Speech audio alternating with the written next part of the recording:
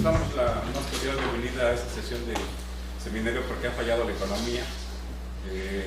Hoy, Carlos Contreras Cruz y Laureano Hayashi Martínez, ambos maestros, nos harán favor de comentar el tema del sistema de pensiones en México. Les doy la más cordial bienvenida porque varios de ustedes son nuevos y entiendo que vienen de la Facultad de Ciencias.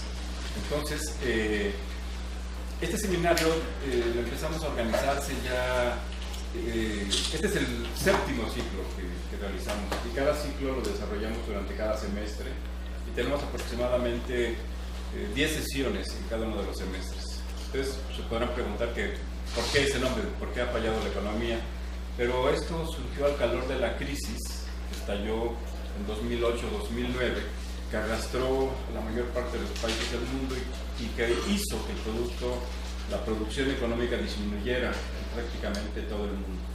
Nosotros pensamos, y la realidad así lo constata, que no se ha superado esa situación y lamentablemente no hemos estado en condiciones de cambiar este título.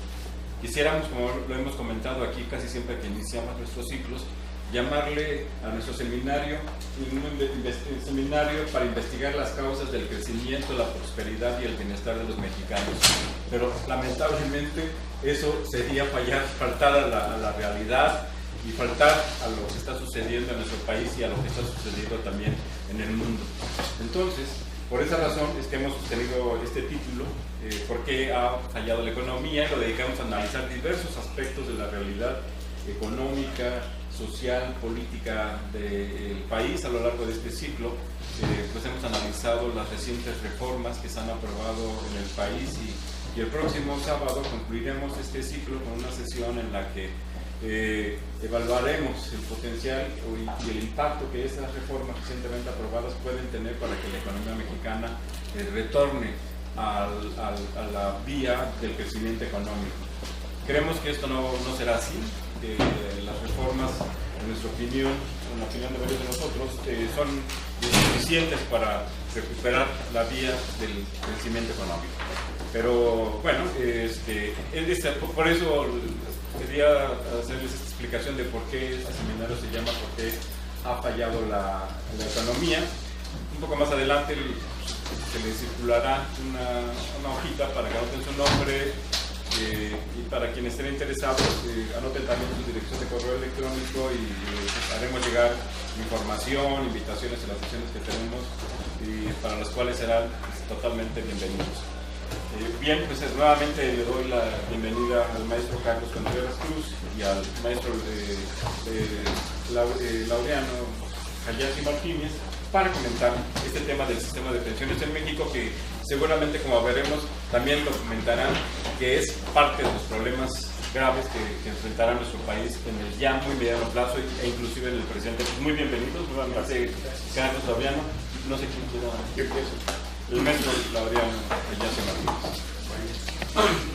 Pues retomando el discurso de Javier Cabrera sobre por qué ha fallado la economía, pues vamos a ver un punto de por qué ha fallado.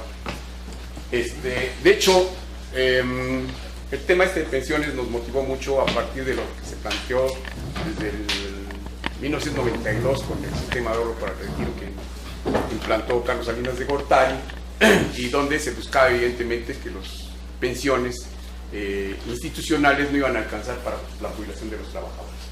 Entonces, dado esto, se vino la CONSAR se constituyó en el 97, en donde evidentemente ya se institucionalizó este esquema nuevo de pensiones y donde se buscaba reformar las legislaciones correspondientes a los sistemas de pensiones. Desde luego, la ley del Seguro Social y la ley del ISSSTE, que son las instituciones fundamentales que otorgan este beneficio. Desde luego hay las estatales, en fin. Hay 105 sistemas de pensiones en el país, entre los cuales nada más yo he analizado 2 de ellos, que son los fundamentales, que atienden aproximadamente el 60% de la población. Faltan las estatales, que estamos también dedicados en este año a comenzar a analizarlos. Ya está analizando las leyes correspondientes a cada entidad federativa, viendo evidentemente dónde hay las coincidencias y dónde están las no coincidencias, de forma tal que nos permita evaluar en qué condiciones se encuentran los sistemas de pensiones estatales. En todos los estados generalmente está ya profundizando esta reforma, se está realizando Sin embargo, todos están orientados en el mismo esquema. Vamos a ver aquí las implicaciones que esto tiene. Entonces, ahora sí, la siguiente. La actual crisis de los sistemas de pensiones, hay un conjunto de factores que inciden, pero que finalmente, bueno, muchos responden a las políticas económicas que han seguido los gobiernos en turno. Nosotros iniciamos el proyecto de investigación con analizar desde la década de los 40 hasta la actualidad qué ha ocurrido, ¿no?, con los sistemas de pensiones. Principalmente vemos que todo responde a las políticas económicas que han seguido los gobiernos en turno. Básicamente en el modelo de sustitución de importaciones que surge en los 40, concluye más o menos por el 55, el modelo de desarrollo estabilizador que inicia en el 55 y termina aproximadamente en los 70, y en el 70 que surge el modelo de desarrollo compartido, en donde concluye más o menos por el 82, y desde el 82 para acá el modelo neoliberal. Entonces, estos modelos han tenido su particularidad. El primer modelo, lo que planteaba básicamente era el hecho de que estaba industrializándose el país, entonces se institucionalizó el seguro social. Una forma de dar vida institucionalmente a la seguridad social de los trabajadores de este país. Lo cual fue muy afortunado, se desarrolló, y en el 59 surge el ISSSTE, con evidentemente proporcionar la misma seguridad social, pero a los trabajadores al servicio del Estado. Entonces, estas dos instituciones buscaron evidentemente ir cooptando a todos los trabajadores. El principio del desarrollo de este esquema nos lleva esencialmente a que los modelos incidieron entonces mucho en el desarrollo de los sistemas de pensiones. El primero de ellos, pues claro, en su surgimiento fueron incorporándose a los trabajadores poco a poco, se fue conformando una imagen más adecuada, los patrones comenzaron a inscribir a sus trabajadores, y finalmente fue creciendo el seguro social. Después, con la incorporación del ISSSTE, que les decía yo, en el 59, también el Estado interviene y asegura a sus trabajadores. Y esto da una conformación de una población nacional atendida muy amplia. Entonces, bajo este esquema, tenemos nosotros que en el 70 comienza a haber problemas en el desarrollo económico del país, y sobre todo se fortalece mucho a finales de los 70, principios de los 80, con la crisis del 82, en donde evidentemente se implanta ya el modelo neoliberal.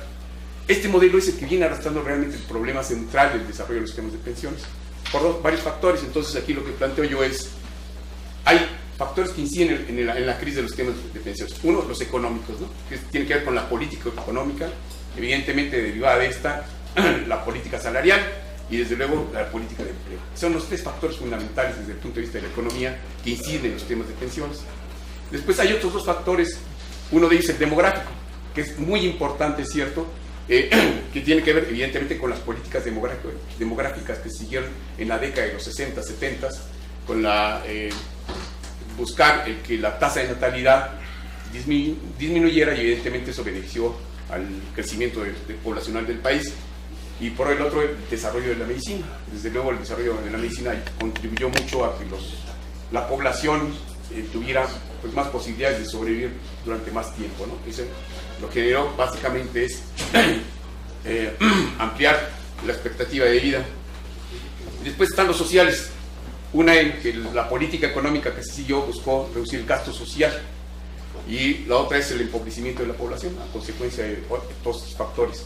Entonces, de hecho,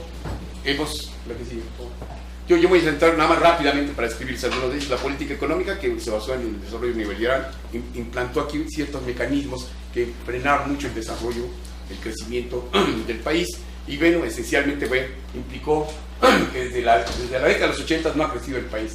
Hemos tenido un crecimiento de aproximadamente del 1.7% per cápita del PIB, y esto nos demuestra que evidentemente el país no ha crecido. Derivado de esto, se implantó la política salarial. En principio dijeron, bueno, está un proceso de inflación en la década de los 80 muy fuerte, pero lo que tenemos que hacer es controlar la inflación. ¿Cómo? A partir de reducir la demanda efectiva, y a partir de esto, bueno, pues, lo que tenemos que hacer es no aumentar a los trabajadores sus salarios arriba de la inflación. Entonces se sigue una política de no crecimiento de los salarios, lo vamos a ver más adelante. Y finalmente la política de empleo, ¿no? Entonces aquí se fue generando un fenómeno de crecimiento de los empleos formales, comenzaron a reducirse. Uno se provocó en la década de los 80, que fue exactamente la venta del sector paraestatal. Había 1080 y tantas empresas del sector paraestatal, y lo que hicieron el gobierno de Carlos Salinas de Gortari, desde Miguel de la Madrid y Carlos Salinas de Gortari, es desembarazarse de las empresas del sector estatal. Lo que hicieron básicamente fue venderlas. Algunas de ellas, otras las desaparecieron, y otras evidentemente buscaron vincularlas a ciertas empresas, de forma tal que hubo una reducción del empleo considerable. Y también por la crisis del 82, lo que se generó a nivel nacional es que muchas empresas privadas cerraron o disminuyeron su producción. La que sigue, por favor. En el caso de las políticas demográficas, les mencionaba yo, bueno, en este caso concreto, el crecimiento poblacional llegó a alcanzar una tasa del 1%, entonces esto lo que hizo básicamente que los nuevos demandas del Seguro Social en este crecimiento pues permitió que no se afectara mucho, ¿no? Pero en el caso del desarrollo de la medicina, ahí sí, porque muchas personas comenzaron a vivir más tiempo del que se esperaba. Se suponía que a los 60, 65 años una persona se jubilaba y duraba 5 años de vida más, y a los 65, 70 años fallecía, y entonces le pagaban por 5 años de pensión. Pero esto, evidentemente, pues fue prolongándose la esperanza de vida, la gente fue viviendo más tiempo, y esto prolongó mucho el otorgamiento de la pensión, y eso fue afectando los fondos de pensión. Pero por otro lado tenemos nosotros ahí como este esquema de la esperanza de vida también fue determinado por la política neoliberal, en donde en la década de los 80 el gobierno contrajo el gasto social, y una de las cosas que hizo en el 85, por ejemplo, fue despedir aproximadamente a 500,000 burócratas, y entonces los liquidaba. Pero otra parte de ellos lo que les ofreció fue la jubilación temprana, y entonces muchos trabajadores se jubilaron, no sé, a los 55, 60 años, ya tenían 20 y tantos años de servicios. Lo que le hicieron es: te voy a dar tu pensión, no te preocupes, te doy tu liquidación, pero ya te jubilas. Y entonces esas jubilaciones tempranas también mermaron mucho los fondos de pensión. Ahora, en relación a este esquema que les acabo de mencionar, bueno, efectivamente la reducción del gasto social lo que contribuyó es que exactamente el gasto no se orientó más parte de la riqueza nacional hacia el gasto social, y esto lo que generó básicamente que el Seguro Social, el ISSSTE, pues tuvieran serias deficiencias. No se diga la educación, pero sobre todo ellos, en el caso de salud, porque al reducirse el presupuesto, lo que hicieron es a los médicos les asignaron más enfermos, más pacientes para atender. Las enfermeras igual, y las medicinas comenzaron a escasear, y esto generó un problema fuerte en el sector salud. Y desde luego aquí tenemos consecuencias del desempleo, de la baja salarial, etcétera, el empobrecimiento de la población. No se atacaba en forma adecuada el empobrecimiento de la población, y en vez de disminuir el empobrecimiento de la población, creció la población en estado de empobrecimiento. Sí. Bueno, aquí, en el caso del Seguro Social, yo no voy a meterme en esto. Carlos va a tocarlo básicamente en los riesgos del trabajo, en los seguros que ofrece el Seguro Social, ¿no? Aquí tenemos la cobertura que atiende el Seguro Social actualmente, y el ISSSTE, que son aproximadamente 70 millones, teniendo evidentemente una población de 111 millones, 112 millones para el momento que sigo el trabajo, ¿no? Aquí, por favor. Aquí lo que les mencionaba, los ingresos salariales en la década del 40 crecieron, en la de 50 igual, en la de 60 más o menos, en la de 70 se comienzan a crecer, aquí en los gráficos, ¿no?, que ustedes tienen, del 72 al 88, ahí está el comportamiento de los salarios mínimos, que está en rojo, y el azul es la inflación.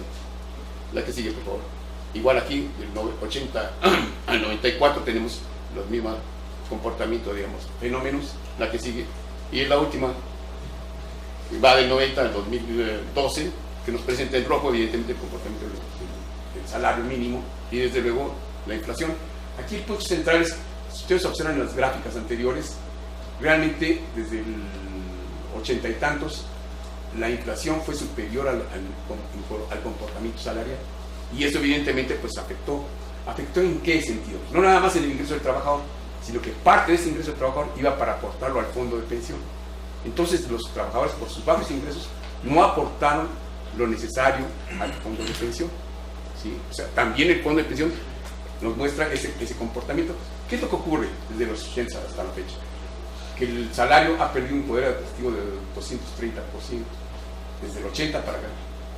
Entonces, ¿qué significa esto? Pues que finalmente lo que en el 80 se compraba por un peso, ahora apenas se compra el 30% de eso, ¿sí? Entonces, de hecho, esto nos muestra cómo se ha llevado al extremo. Por eso ahora el gobierno del Distrito Federal y comienza a discutir que el salario mínimo no alcanza para nada, y bueno, pues, claro, obviamente, ¿no? Y no es que yo esté hablando del salario mínimo, muchos me van a decir, bueno, es que los otros salarios están por arriba del salario mínimo, es cierto, pero generalmente la política salarial que siguió fue que conforme se incrementaba el salario mínimo, se incrementaban los salarios contractuales, ¿no? Y entonces eso lo que ha generado es efectivamente depauperar los ingresos de los trabajadores y no ha servido a contribuir más a la conformación del fondo de pensión. El que sigue, por favor. Aquí están los datos, ¿no? Vamos a brincarnos, son... Bueno, aquí hay los factores que están incidiendo, ¿no? Lo decía yo, los ingresos salariales, salarios no declarados. Muchos patrones aseguran a sus trabajadores, pero los declaran con ingresos más bajos para no pagar la cuota al IMSS. Los trabajadores también lo aceptan, es otro error de ellos. Y finalmente lo que hace es que ellos no logren acumular su fondo de pensión. Cuando quieren jubilarse, pues tienen muy baja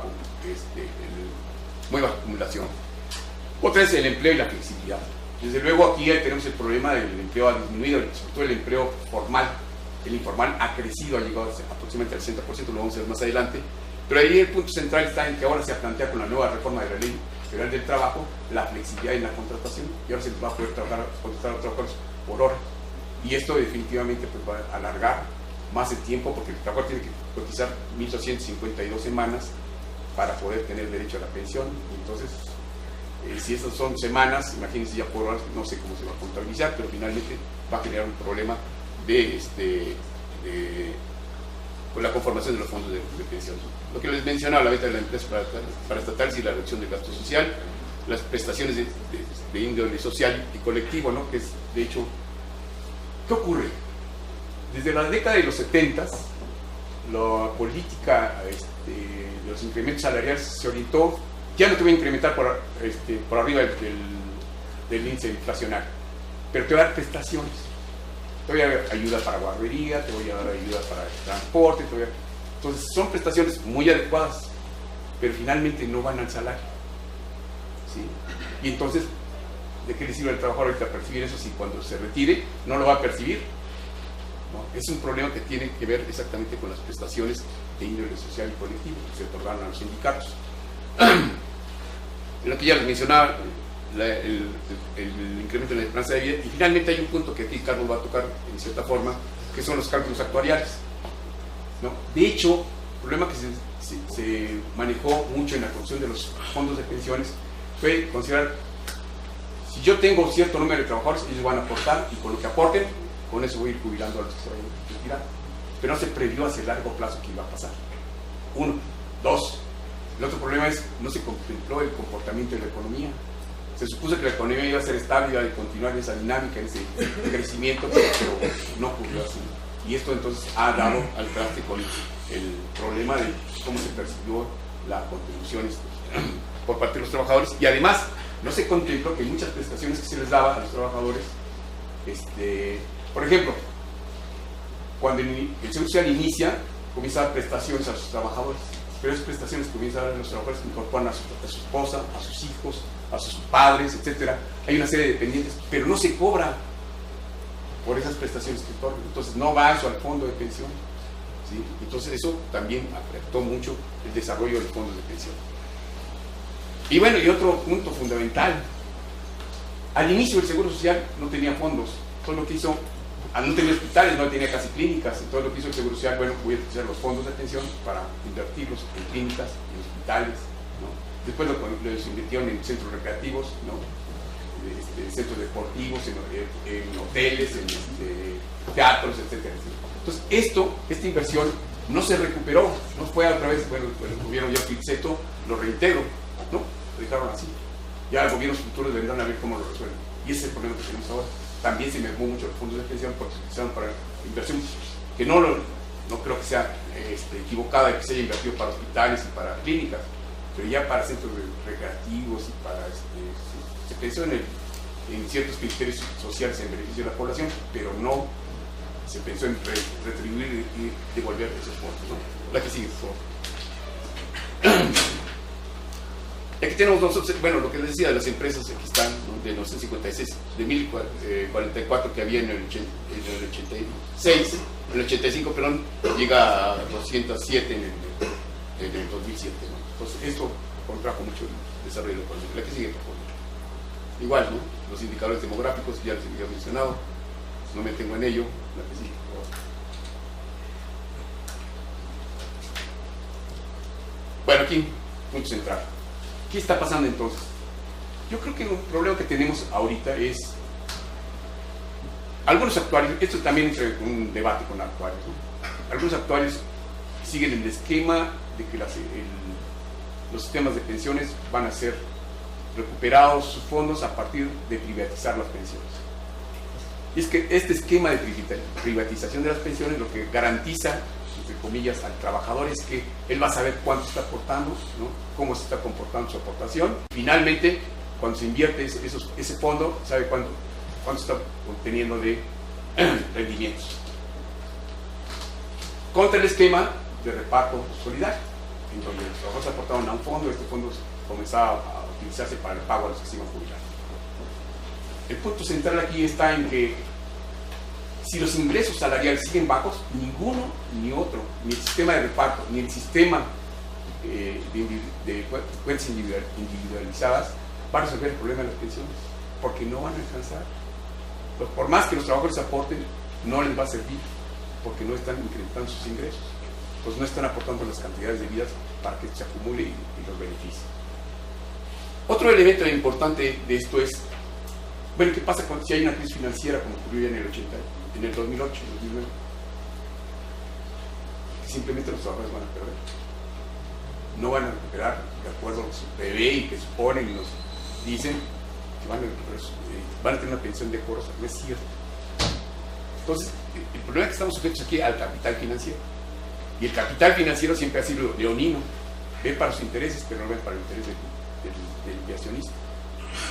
Otro punto importante aquí es, ¿qué ocurre según la ley de la CONSAR, en donde establece que las AFORES, en este caso concreto las IFORES, deben invertir los fondos de pensión en ciertos instrumentos? Pues los especialistas en los instrumentos invierten, pero ellos invierten y no les preocupa si pierden o no. Claro, les preocupa relativamente, pero no les preocupa mucho, porque no es su capital. Están arriesgando capital ajeno. Y entonces, si pierden, ya perdimos. Ya perdiste, más bien, ¿no? Y si ganan, bueno, que bueno, vamos ganando ahora sí, ¿no? Porque ellos están cobrando comisiones por la administración de los fondos, ¿no? No están manejándose de forma que debieran también ser castigados si la inversión no corresponde a lo que se previó. Entonces, de forma tal que esto también tiene que ver su memoria. Otro aspecto importante es, se ha dicho por parte de algunos actuarios, es que es necesario que el trabajador incremente su aportación, pero si con esos niveles de salariales tan bajos, implica que el salario real se va a reducir del trabajador. ¿Por qué? Porque van a utilizar una mayor proporción de su salario para las aportaciones a su fondo de pensión. Y entonces esto definitivamente pues no le conviene a los trabajadores en el corto plazo. Aquí hay un punto fundamental, es que debiera buscarse que si ya los trabajadores pues fueron ahora sí que los que pagaron el pato con la crisis del 82, la crisis del 94, etcétera, porque no se les incrementaron los salarios, yo sí considero que los patrones deberían comenzar a aportar a los fondos de pensión. ¿Qué implica esto? Si yo no te voy a dar el aumento salarial que corresponde a tu sueldo, como está establecido, pues sí puedo aportar un cierto incremento a tu fondo de pensión. Entonces es la aportación solidaria que debieran hacer los patrones, de forma tal que también el Estado, el gobierno, debiera aportarlo. ¿Por qué? Porque pues, finalmente fue error de ellos, error de los gobiernos en turno, el que no hubiera crecido la economía como se supuso, y se hayan aplicado esas políticas económicas. Y aquí, bueno, evidentemente había que evaluar los sistemas de pensiones y su funcionamiento con cierta periodicidad, porque es cierto, lo demográfico va a seguir cambiando, ¿no? Lo económico también está sujeto a más cambios todavía que lo demográfico, pero también en este aspecto tenemos que ver nosotros, revisar, sobre todo en este caso concreto los actuarios, cómo se está comportando el sistema para ver qué ajustes se requieren hacer. Aquí un punto importante, y quiero recalcarlo, es, me da gusto que están aquí estudiantes de la Facultad de Ciencias Actuarios, porque tienen que ver ustedes que el problema de las pensiones no es nada más qué modelo tengo más mejor desarrollado, etcétera, sino que tiene que ver esencialmente con el comportamiento de la economía. Y esto es fundamental. Si los actuarios no comprenden esto y no buscan entender cuál es el proceso de desarrollo de la economía, pues los modelos podrán ser en papel o en escritorio muy buenos, pero cuando van a la realidad, esto no ayuda, no contribuye, ¿no? Entonces, eso es lo que quería decir. Gracias.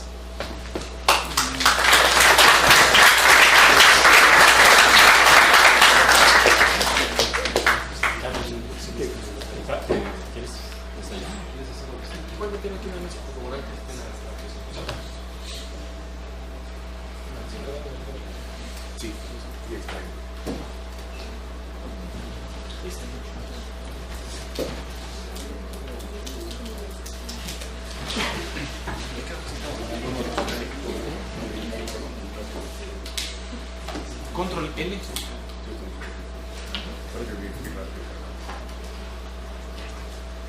Gracias. Bueno, pues primero que nada un agradecimiento nuevamente al maestro Ladrón Hayashi y al seminario de la Facultad de Economía por esta invitación. No quise cambiar los títulos aquí de la ponencia y los logotipos porque precisamente esta semana tuve la oportunidad de participar con los colegas actuarios en este evento que es el Congreso de Asociaciones y Secciones Actuariales, donde estamos presentando el tema que se relaciona con el estudio al que ha hecho referencia el maestro Laureano, que precisamente se debe al origen del déficit en los sistemas de pensiones de la Seguridad Social. Con esto, primero que nada, tenemos que hacer unas anotaciones en cuanto a la palabra déficit, que pues eso nos queda claro a prácticamente todos, que cuando tenemos más egresos que ingresos ya estamos en una situación deficitaria.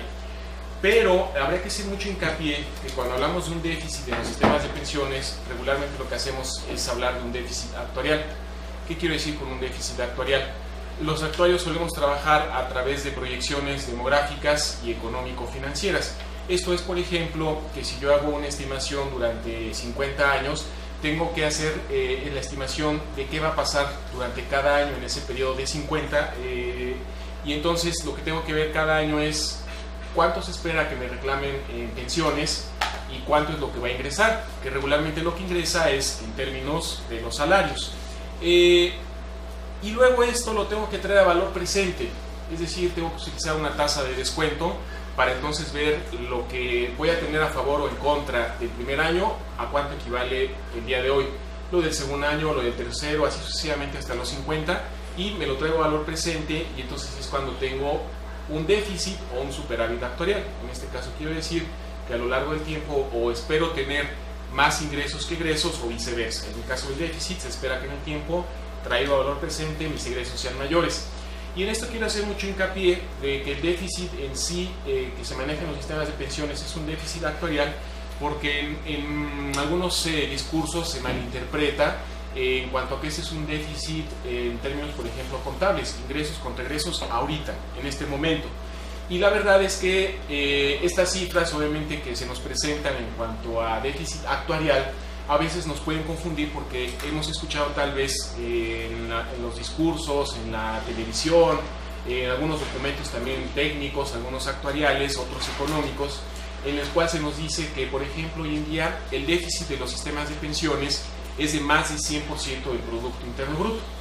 Y entonces ustedes aquí en la Facultad de Economía, pues evidentemente saben muy bien qué es el Producto Interno Bruto, saben cómo se construye ese indicador, y lo primero que podemos pensar es, ¡qué barbaridad! Pues es un número grandotote en términos de un número más grandotote. Entonces, inmediatamente pensamos, pues entonces los sistemas ya están en quiebra, ¿sí? Porque la deuda que se tiene de esos sistemas es un número gigantesco, es más del 100% de otro número que es muy grandote, que ustedes conocen como el PIB, y que se ha tomado prestado para hacer referencia a estas cantidades. Pero lo que tenemos que hacer nosotros de observación, de manejar con cuidado esto, es que ese déficit es el valor presente de probables pérdidas en el futuro, de probables déficits en el futuro traídos al día de hoy. La verdad es que si los sistemas de pensiones, ya viene un poquito de la cuestión de simple lógica, si en este momento ya se debiera más de 100% del Producto Interno Bruto, pues no habría gasto de gobierno que lo pudiera absorber. Entonces, para tener un poco esa noción de que cuando hablamos de déficit en los sistemas de pensiones, es el déficit actuarial y ese es el valor presente de probables déficits futuros, es que vamos a hacer esta presentación. Si vamos por favor a la siguiente. Miren ustedes, no voy a mostrar aquí fórmulas, la idea de esto es que compartamos un conocimiento que desarrollamos y que tratamos de abrir al lenguaje universal para que todos lo podamos comprender sin mayor dificultad. Y precisamente quiero partir de esto que yo he denominado el lenguaje que usamos hoy en día. El lenguaje que usamos hoy en día es, por ejemplo, decir que los sistemas de pensiones se han reformado al pasar de un sistema de reparto a uno de capitalización. Y muy recientemente, sobre todo los profesores de la facultad aquí lo recordarán, en 2007 se hablaba de que había que elegir, en 2008, derivado de la reforma a la ley de lista de 2007, que había que elegir entre el viejo sistema de reparto o el nuevo sistema de capitalización o de cuentas individuales. Y ese es el discurso tradicional que se maneja en todos los ámbitos, que ha permeado en la parte política, en la parte económica, por qué no decirlo también en la parte actuarial, donde se habla que solamente hay dos vías, una dualidad que se ha convertido en un paradigma de que o tenemos reparto o tenemos capitalización. Tenemos un fondo solidario donde los ingresos de los trabajadores activos hoy sirven para pagar las pensiones de los que ya están retirados. Cuando lleguemos a retirados nosotros los que estamos ahorita en activo, seguramente habrá jóvenes que trabajarán y aportarán para pagar nuestras pensiones. Y por otro lado, capitalización, inmediatamente lo asociamos con cuentas individuales administradas por entidades privadas primordialmente y alguna que otra semipública, semiprivada o pública. Estoy hablando, por ejemplo, de pensionista. Este lenguaje y este paradigma que se crea dual de reparto-capitalización, que aparte se nos ha presentado como algo incompatible, que no se puede mezclar, que no pueden coexistir, surge precisamente de los documentos de Carmelo Mesa Lago. Los documentos de Carmela Mesa Lago, como el que cito aquí, las reformas de pensiones en América Latina y su impacto en los principios de la seguridad social. Estos documentos fueron resultado de investigaciones financiadas por la Comisión Económica para América Latina, la CEPAL. Y entonces Carmelo Mesa Lago, en esta serie de documentos, donde yo considero que este es el más importante, lo que hace es crear una taxonomía donde nos va a decir precisamente que las reformas a los sistemas de pensiones, por ejemplo, son estructurales o son paramétricas. Donde paramétrico quiere decir vamos a aumentarle la edad de las personas para que trabajen más tiempo, o las estructurales vamos a mudarnos al sistema de cuentas individuales. Si vamos por favor a la siguiente. Aquí precisamente hago ya con más detalle la aclaración. Mesa Lago considera que los sistemas son únicamente dos, reparto o capitalización, y usa estos dos términos como sinónimos. Reparto es sinónimo de beneficio definido y beneficio definido a su vez es sinónimo de solidario. Por otro lado, capitalización es sinónimo de contribución definida y automáticamente se convierte en sinónimo de cuentas individuales. De esta forma, vamos por favor a la siguiente diapositiva. Entonces se utiliza esto que comentaba ya hace un momento. Los sistemas de cuentas individuales, bajo la concepción que los conocemos hoy en día de sistemas de cuentas individuales administradas por una entidad privada, surgen precisamente de las reformas iniciadas en Chile en 1981. Ya independientemente de las características políticas, económicas que había en Chile, bueno, ese es el inicio de estos sistemas de cuentas individuales. Y entonces, originalmente nadie le había hecho caso a Chile. Y Chile hizo su reforma, y pues sabemos que estaba por ahí Pinochet y que había desaparecidos y alguna serie de condiciones, pero nadie se había puesto a ver su sistema de pensiones hasta que más o menos al inicio de la década de los 90 se dan cuenta de que Chile tiene acumulado un monto de recursos muy amplio, medido en términos de su Producto Interno Bruto, y entonces todo el mundo voltea, ¿y cómo le hizo Chile?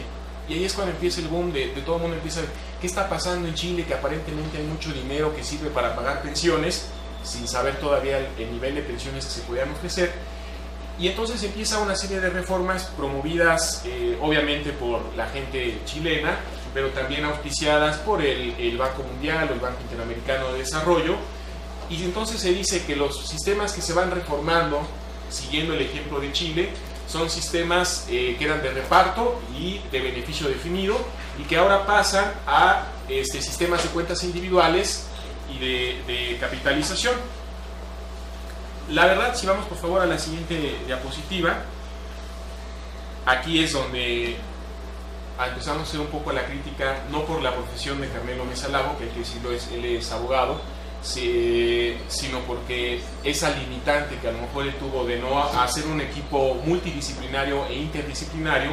Se le olvidó que en la profesión actuarial sabemos o debemos saber, porque como bien decía el maestro Hayashi, hay actuarios que no lo manejan y siguen también con esta dualidad de reparto y capitalización, es que yo no puedo tomar los beneficios, las contribuciones y el método de financiación, mezclarlo todo y decir que con eso ya caracterizo al sistema de pensiones y lo clasifico en una de estas dos clases, reparto o capitalización.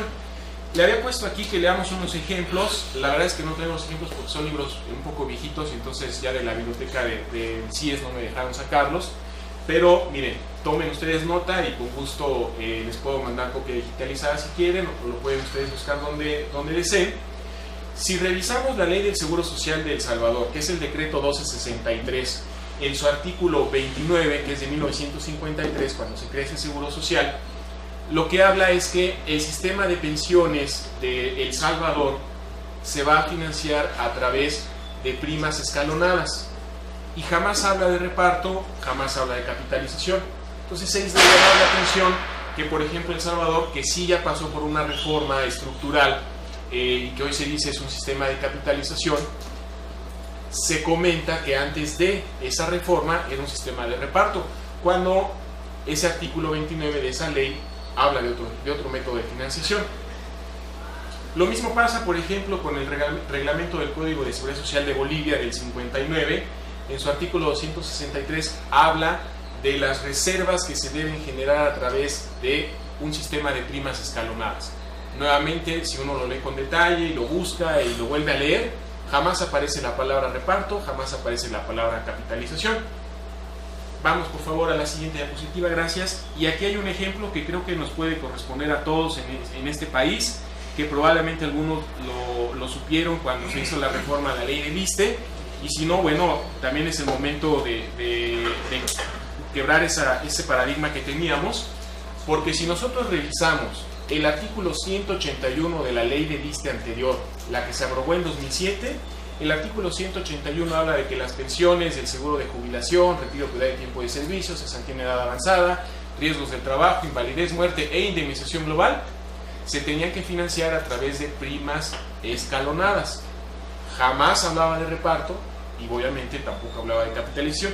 Y este es un ejemplo muy de nosotros, muy tangible, muy a la mano. Cualquiera puede buscar en las bibliotecas, o a lo mejor lo tienen en su acervo personal, la ley del ISSSTE que se aprobó en el 2007.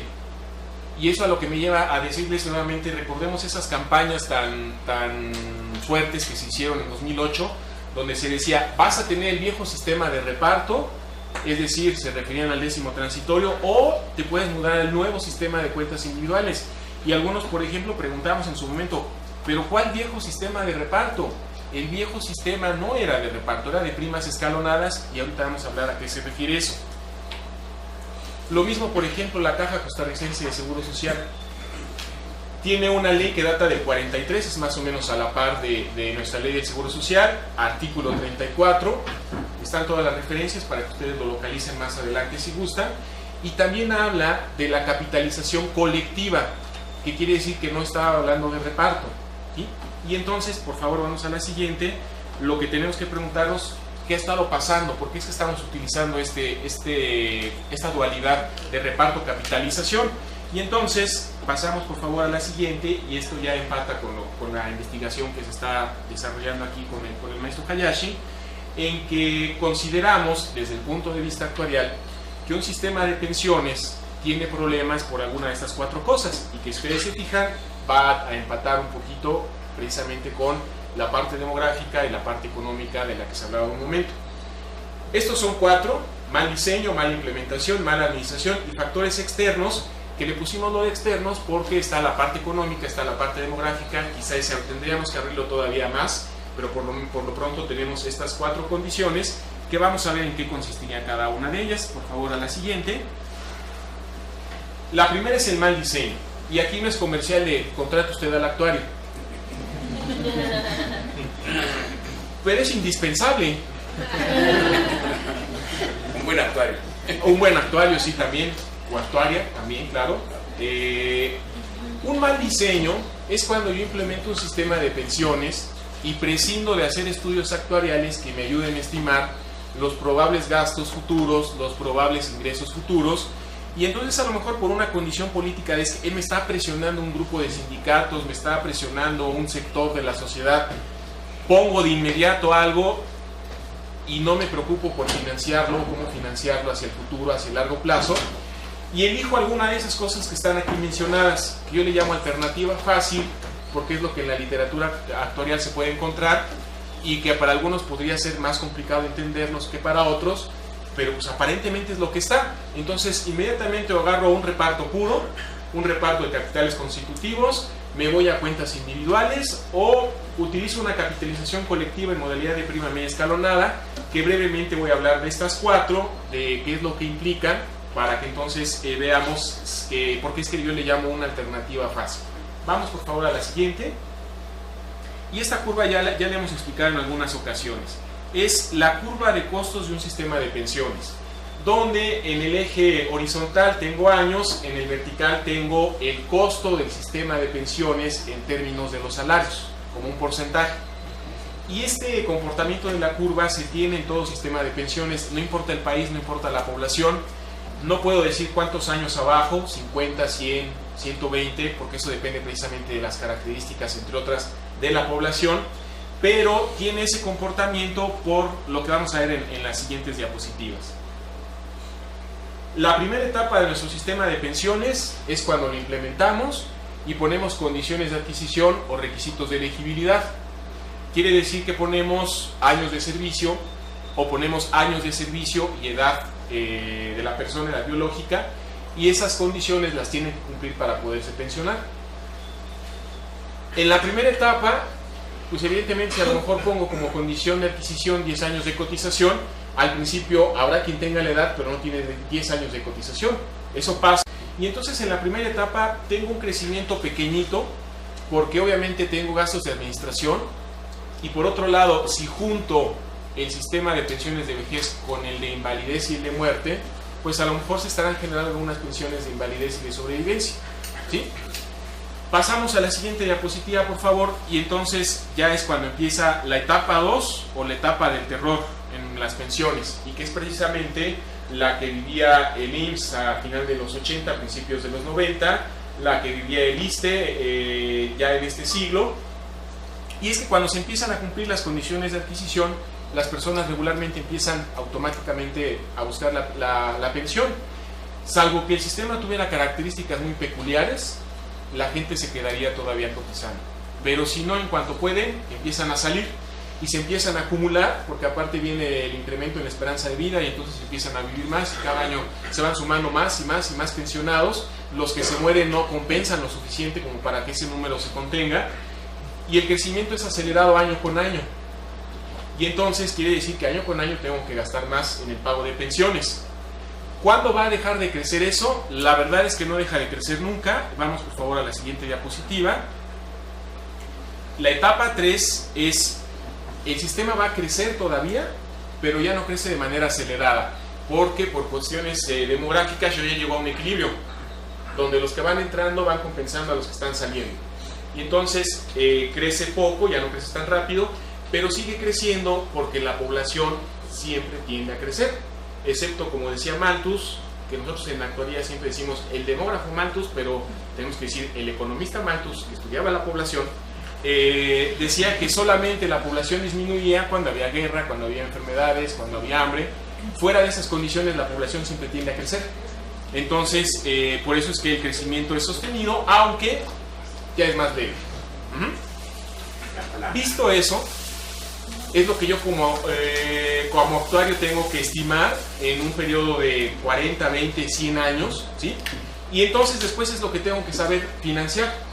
Y me voy, por favor, a la siguiente diapositiva, donde tengo las formas básicas de financiación de los sistemas de pensiones o métodos de financiamiento, donde el primer cuadrito que está arriba, que dice acumulación de capital, deriva en dos cuestiones: la capitalización colectiva y la capitalización individual, que es a la que se refiere Carmelo Mesa Lago cuando habla simplemente de capitalización. Y del lado inferior derecho tengo reparto, pero también tengo dos modalidades de reparto, puro y de capitales. Carmelo Mesa Lago se está refiriendo al reparto puro y se le olvida que está la parte de reparto de capitales, y por eso es que damos un clic más, por favor. Ahí están señalados a qué es a lo que se refiere Carmelo, y nosotros tenemos que decir que realmente hay otras cuestiones. Vamos rápido a explicar brevemente esos otros sistemas, métodos de financiamiento que existen. Vamos ahora a la siguiente diapositiva. Con excepción del sistema de cuentas individuales, que no se puede graficar por las características que tiene, si ustedes se fijan en cada una de las gráficas, tres que están aquí, está la curva de costos del sistema de pensiones que acabamos de explicar, por qué crece de esa manera. Y en la primera del lado izquierdo, estoy representando el sistema de reparto puro. No hay más que una línea. Bueno, aparentemente no hay más que una línea. Lo que pasa es que son dos. La de costos y la de reparto coincide con la de costos, porque yo cada año lo que necesito es cobrar la cantidad de pensiones que me van a reclamar.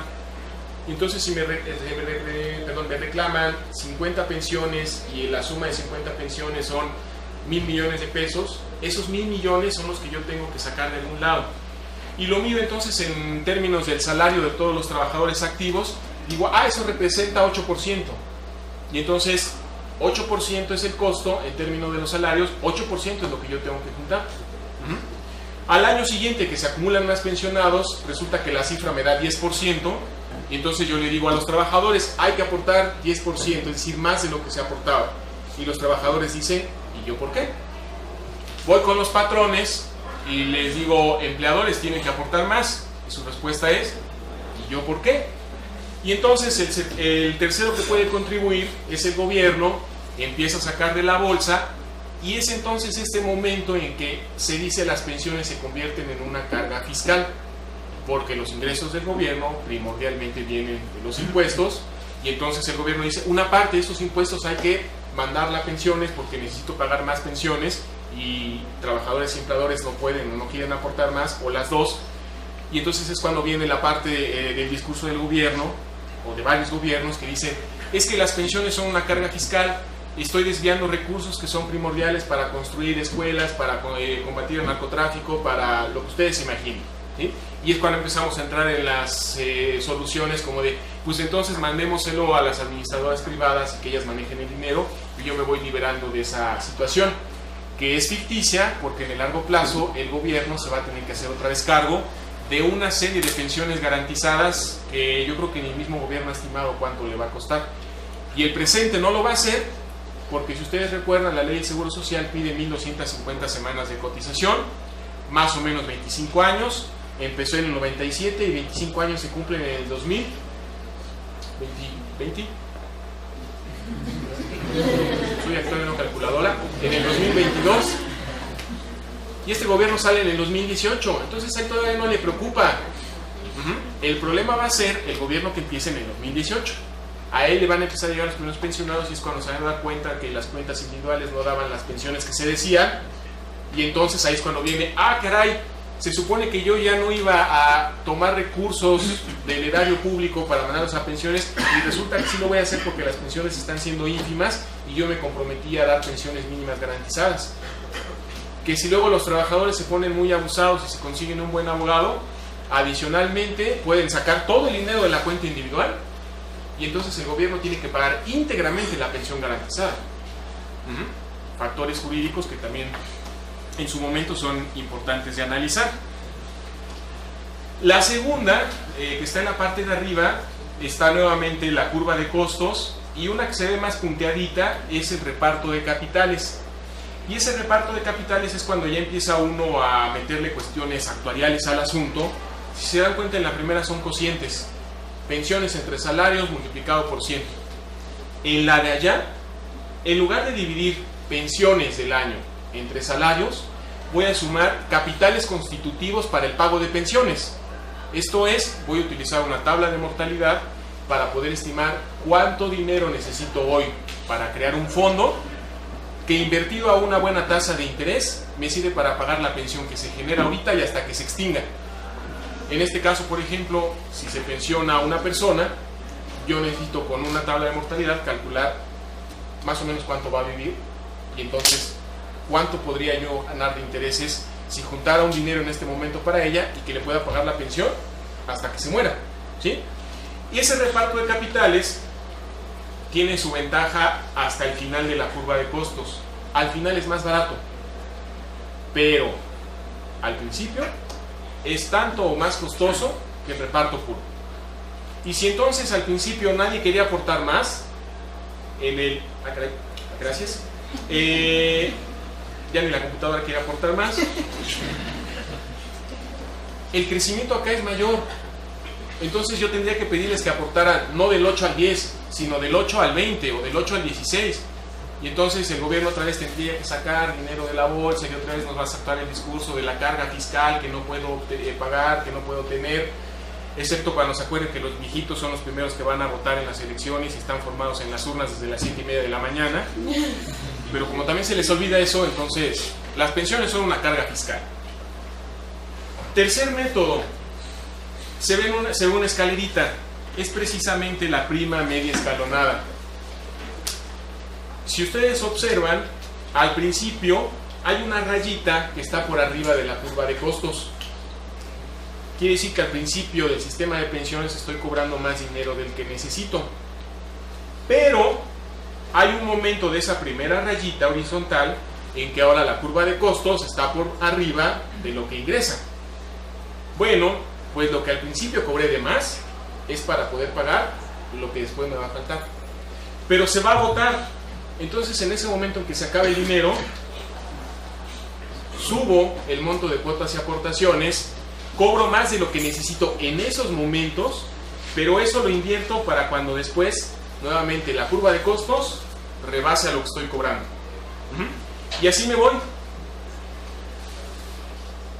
La verdad suena bien, pero si de manera continua la gente no quería aportar más, ahora imagínenselo de un escalón, es decir, de un golpe.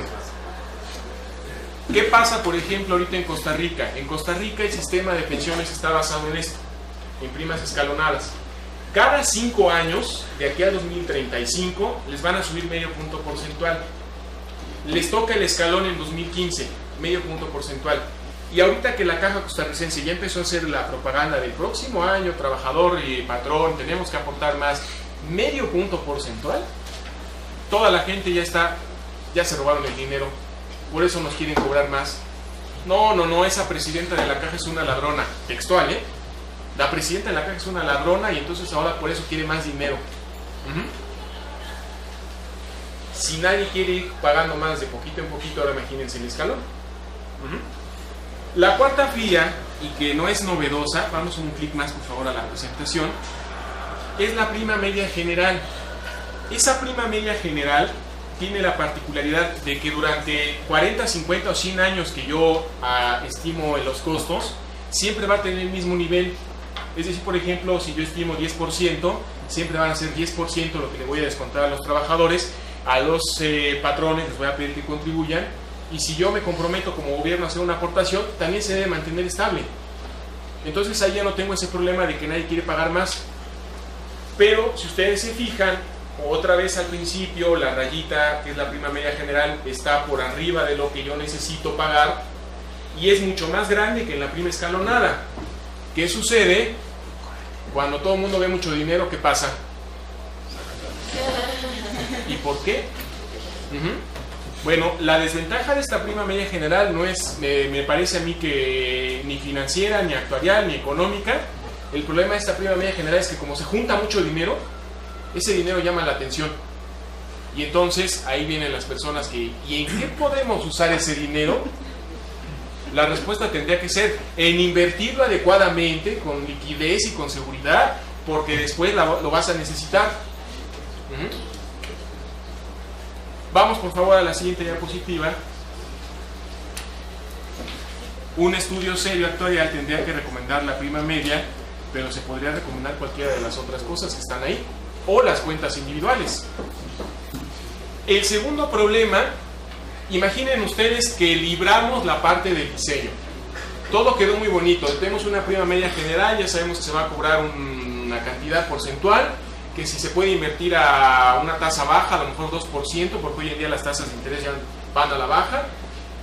Todo queda bonito. La implementación del sistema. El sistema no va a funcionar porque hay un estudio actuarial. El sistema va a funcionar porque los resultados de ese estudio actuarial se plasman en una ley, en un código, en un reglamento, en circulares, en normativas, llámenle como ustedes quieran. Y cuando implementamos eso, pues a lo mejor llegamos a una situación donde hay 500 legisladores, no sé de qué país estoy hablando, y 128 en otra cámara, que se tienen que poner de acuerdo, pero entonces vienen los jaloneos políticos, y entonces quítale, muévele, a mí no me conviene, a mí sí, pero es que son elecciones, entonces no, y entonces viene la mala implementación. Queda el sistema de pensiones que estaba muy bien diseñado, mal plasmado en la normativa. Y entonces, pues, lo que es ley, se tiene que seguir. Y si lo que se sigue no corresponde a los estudios actuariales, pues ya empezamos mal. Entonces, ahí tenemos el segundo problema. El tercero, vamos por favor a la siguiente, es, imaginémonos en un mundo ideal, que sobrepasamos la parte de diseño y la implementación, que misteriosamente le hicieron caso a los actuarios, y entonces quedó bien diseñado como ellos dijeron, y así está en la normativa. Viene la siguiente parte. ¿A quién le encargamos ese sistema de pensiones? Y entonces otra vez vienen los salones políticos, a un líder sindical, o hacemos una junta directiva, hacemos un consejo técnico, ponemos al que el presidente quiera, y entonces viene la parte ahora de cómo vamos a administrar eso.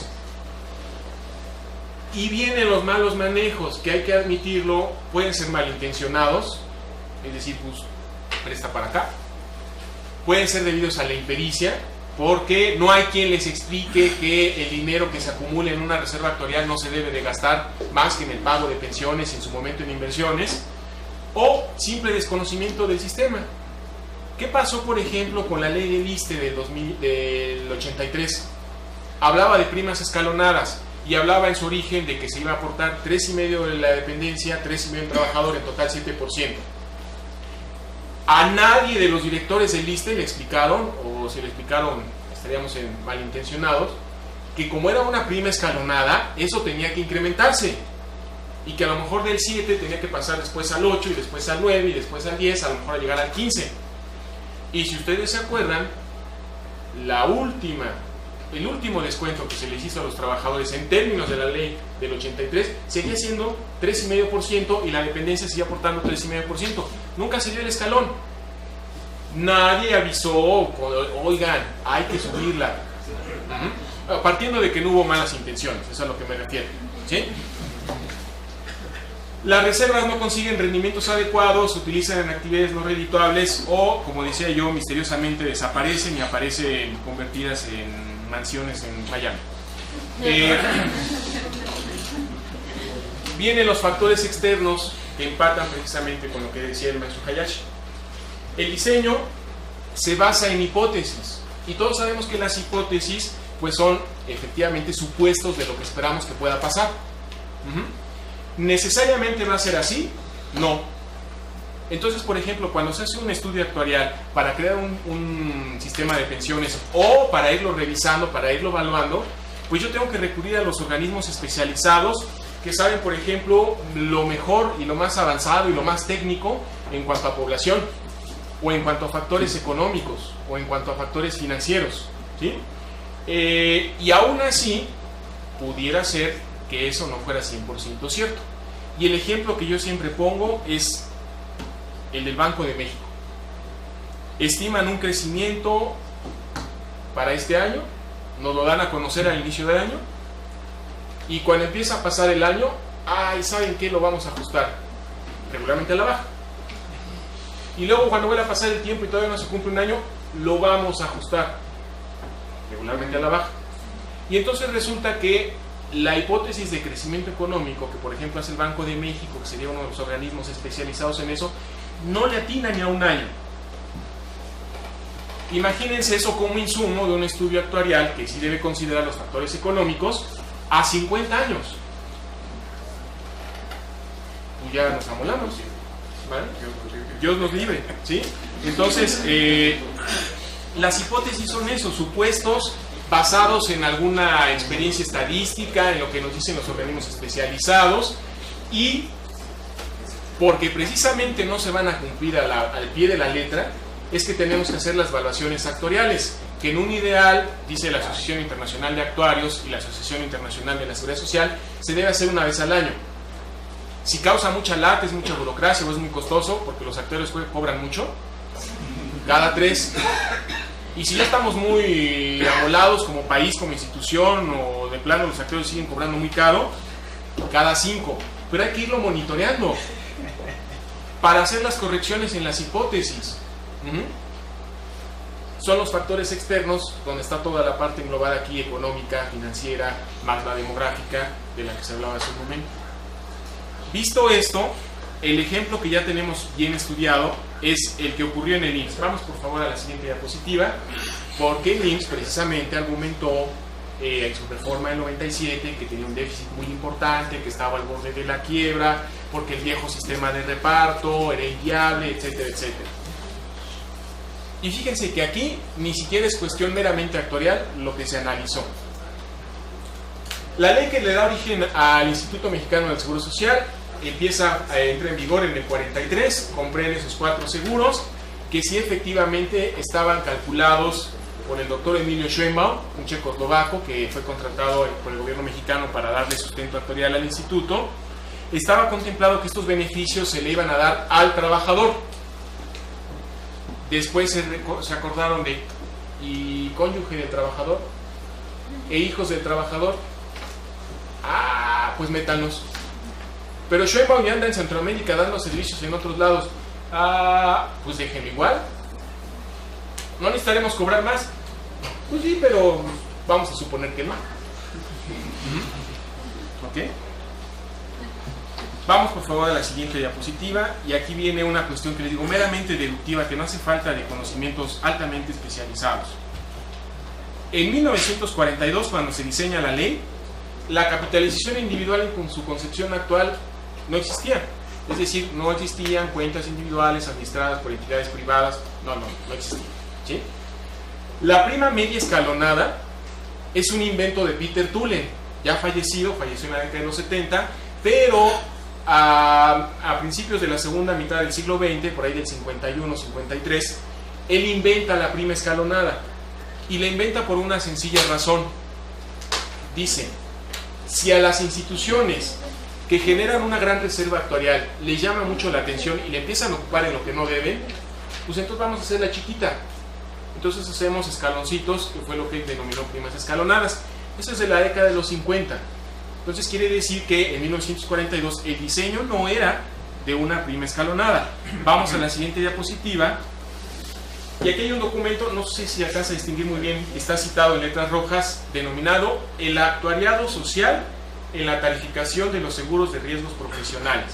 Lo edita el propio IMSS, es autoría de Schönbaum, y dice esto que es muy interesante. Solo las prestaciones de corto plazo deben financiarse a través del reparto puro. ¿Qué son prestaciones de corto plazo? Asistencia médica, subsidios de enfermedad, sanidad. Y solo las prestaciones monetarias del seguro de riesgos de trabajo deben financiarse a través del reparto de capitales constitutivos. Es decir, él no diseña nunca el sistema de pensiones de invalidez, vejez, cesantía y muerte como de reparto, no utiliza primas escalonadas porque no existían, no utiliza reparto de capitales porque él dice, solo para riesgos de trabajo vamos a utilizar esto. Y entonces, vamos a la siguiente diapositiva, por favor. Fíjense, desafortunadamente no se cuenta la fecha, no los he localizado al menos. Si alguien los tiene, por favor, compártalos, no los subaste, compártalos. Los estudios originales de Emilio Schönbaum. Pero basada en la evidencia previa, el sistema original era de prima media general. ¿Cuál ha sido la única manera de poderlo comprobar? Experiencia. Vamos con el actuario Alejandro Azas, primer actuario titulado en México, que todavía vive y que él precisamente trabajó en sus orígenes para el Seguro Social, y él dice, efectivamente, el Seguro Social fue financiado originalmente, o sea, se debió financiar por primas medias generales. Habla uno con Carlos Soto, que es el segundo actuario que se hizo cargo del IMSS ya en la década de los 60, finales de los 60, principios de los 70, y lo que dice es que efectivamente, cuando yo me hice cargo de la parte actual del IMSS, yo analizaba un sistema de pensiones basado en prima media general, que en 1973 se pasó a prima escalonada. Digo, ya si los que lo manejaban nos lo dicen, pues a lo mejor la deducción no está mal. ¿Qué quiero decir con esto? Que el IMSS, por ejemplo, no se puso en peligro de quiebra, no se empezó a mermar su situación financiera porque el sistema fuera de reparto. Y lo mismo pasa con el ISSSTE. Es falso que los sistemas estén mal porque eran de reparto. No, su diseño era otro. Lo que nos queda en el caso del IMSS, por ejemplo, es o mala administración o factores externos y mala implementación. Quiero creer que la mala administración, vamos a la siguiente diapositiva, no pasa. Quiero creer que no pasa. ¿Por qué quiero creer que no pasa? Ustedes probablemente sepan que en su momento el IMSS fue dueño del Atlante, el equipo de fútbol. ¿Sí? Si no lo sabían, ahora ya lo saben. Y ahora ya está en segunda división. Bueno, no, ¿cómo se llama? Liga de Ascenso, para que no se feo.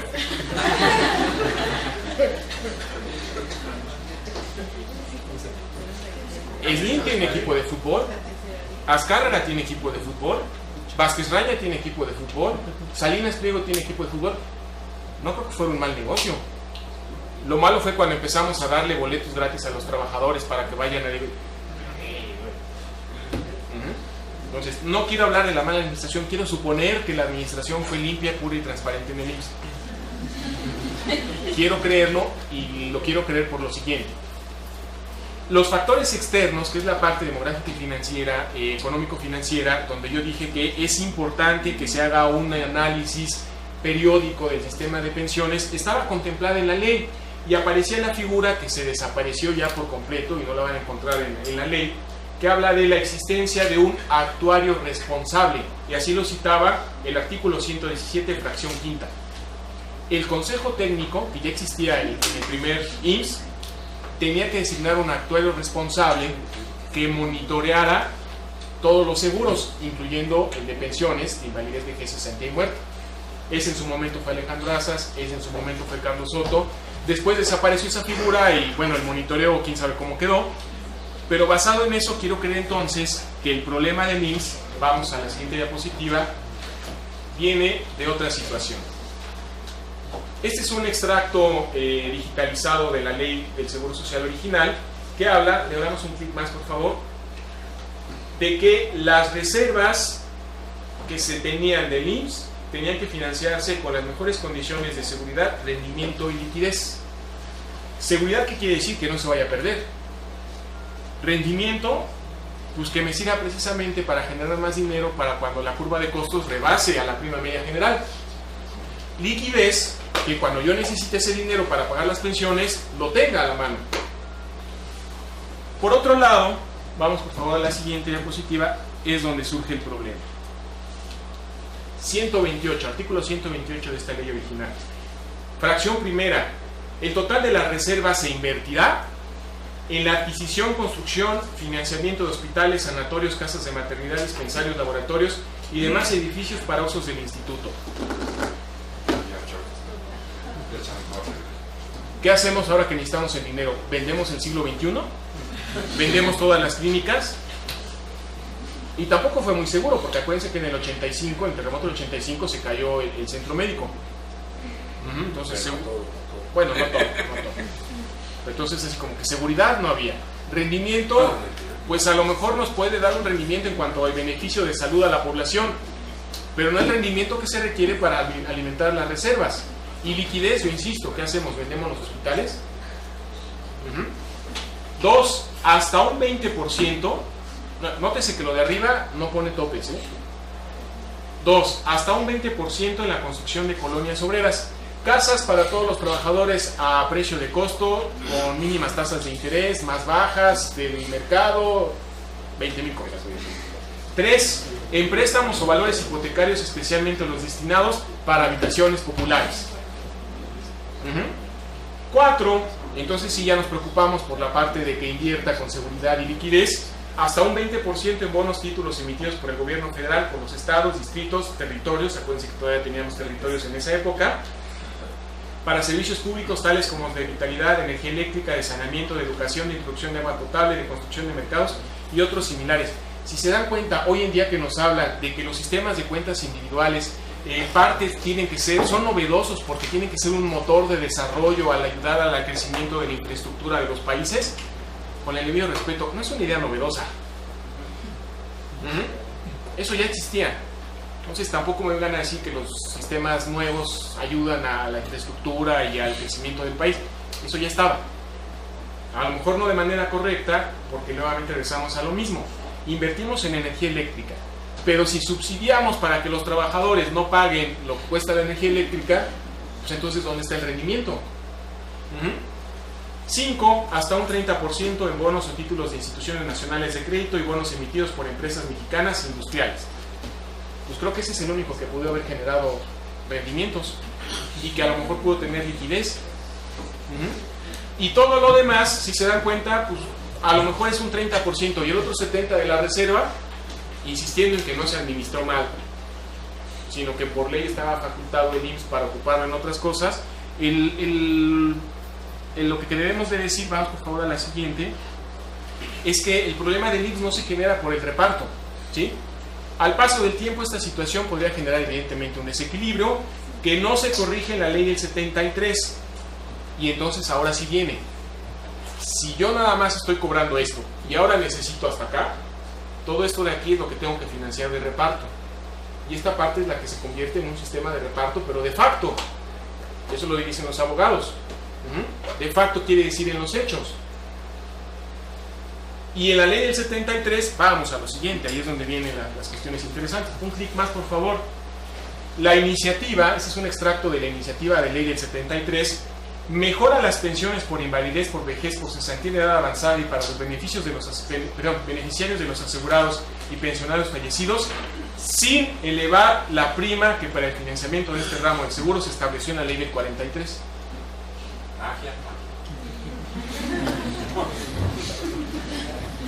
Pues algo anda mal, pero estoy seguro que el diseño no era. Vamos por favor a la siguiente. Aquí cito algunos otros artículos de otras instituciones para que vean que viven la misma situación.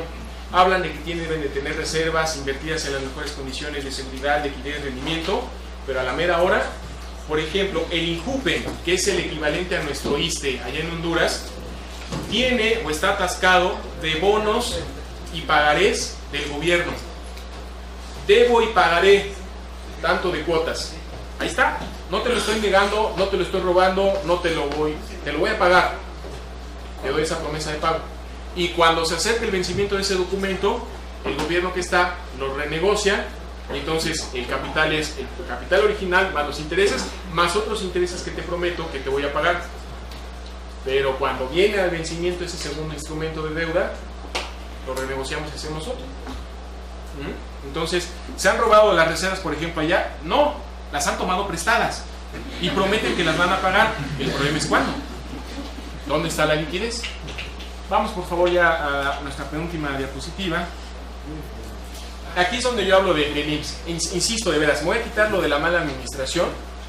Y se critica al IMSS por usar sus reservas actuariales en construcción de vivienda e infraestructura hospitalaria, pero pues estaba facultado para ello. Si la ley lo permite, pues lo podemos hacer. Mala implementación del sistema no implica que haya sido mal diseñado. Y esto lo comento mucho porque a mí me han tocado varios casos, inclusive de profesores en la Facultad de Ciencias, a los alumnos del primer semestre del plan pasado, que ahorita entramos a un nuevo plan de estudios, que en primer semestre les hablaban de los problemas socioeconómicos que había en México y les decían: los sistemas de pensiones están mal porque los actuarios hicieron mal los cálculos. Imagínense que los alumnos llegan a séptimo semestre de Seguridad Social con esa mentalidad. ¿Y usted para qué está dando Seguridad Social si al final de cuentas lo va a hacer mal? Ojo, y eso es muy importante, y es la invitación a que cambiemos el lenguaje. No todos los sistemas que no han pasado a la capitalización individual eran de reparto. Quitémonos, por favor, si es posible, ese paradigma. Vamos entonces a la siguiente diapositiva. Creo que es buen momento, y es una cuestión multidisciplinaria que le faltó a Carmelo Mesa Lago, que él se sintió, con el debido respeto, que sí lo conozco, el mero chico crudo, y entonces él solito se aventó todo. Es momento, yo creo que de reconstruir la taxonomía de los sistemas de pensiones, porque seguimos creyendo, por ejemplo, que todos los sistemas de este país, que como bien decía el maestro Hayashi, son 105, están mal porque son sistemas de reparto. No es cierto, hubo muchos que no se diseñaron así. El de Aguascalientes, por ejemplo. Todo lo anterior, ¿por qué? Y aquí es donde hago el hincapié. Pasemos a la última diapositiva. Beneficio definido no es sinónimo de reparto. No podemos utilizarlo como sinónimo. Contribución definida no es sinónimo de capitalización, porque si por ejemplo la ley del 43 ya me decía cuánto se tenía que contribuir, eso era contribución definida. Contribución definida más beneficio definido, porque también había una forma establecida para calcular el monto de la pensión. Y capitalización no solamente implica cuentas individuales, podemos hacer una capitalización colectiva donde se formen reservas actuariales que ayuden a poder financiar los sistemas de pensiones en el corto, mediano y largo plazo. Esto estoy hablando, pueden ser hasta 100 años. Los actuarios no nos hemos aventado, y creo que con cierta razón, a hacer estudios actuariales de más de 100 años. Que es una cuestión interesante, que nosotros hacemos estudios de cosas que se espera que puedan pasar en el futuro, cuando ya ni siquiera nosotros vamos a estar. Ni lo veremos, pero tal vez nuestros hijos, si los tenemos, y los nietos, si es que los hijos tienen hijos, lo verán. Y entonces, nada más por esa idea de qué mundo le vas a dejar a tus hijos, hombre, pues haz bien el estudio actuarial. Una más, por favor, y con eso termino entonces esta intervención, que nuevamente agradezco al seminario de Hayashi la